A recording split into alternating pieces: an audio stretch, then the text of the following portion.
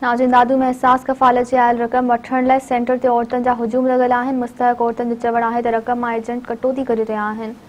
इन हवाले सां पेश आहे नवीद कुरैशी जी ही रिपोर्ट। एहसास कफ़ालत जा पैसा जेके हिते गरीब मिसकिन माण्हुनि खे औरतुनि खे ॾिना पिया वञनि। गरीबाबाद हाई स्कूल में सेंटर क़ाइमु कयो वियो आहे, पर हिते हज़ार जी तादाद में औरतूं आहिनि। औरतूं दावूं करे रहियूं आहिनि त हितां जेको अमलो आहे उहो कटौती करे रहियो आहे। 500, 1000, 1500 रुपया कटौती करे रहिया आहिनि। औरतूं खां असां 3-4 दफ़ा पुछा कई आहे, या जेका अमलो आहे उन्हनि खां पुछा कई आहे, उहे औरतूं चवंदियूं पैसा वठंदा। अमले जो चवणु आहे इन्हनि कढियो असांखे हींअर धिको ॾेई, जिन्हनि खां 1000 वरितो अथनि उन्हनि खे सॼो ॾींहुं इहो धंधो हलो, हेॾा बेडक खयां अथनि, असांखे छा ॾिनो अथनि हींअर।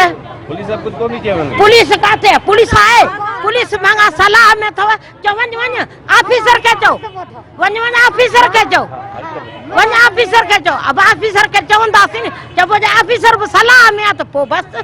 मेरा हिकड़ा अर्ज बोथा मैं गरीब मिस्किन आ पोती करे दिया मैं को देखना मैं के साल से कन फिलाना मैं हिकड़ा में साल छडेगा को टाइम था मैं कुछ छोड़ गया के टाइम था छोड़ गया मैं गरीब मिस्किन मैं को के साल से कन मैं को छोड़ गया मैं को न देवे ना घिने मेहरबानी कर मैं गरीब मिस्किन पर पहुंची थी कया मैं पर पहुंची मामा खावा थी मैं गरीब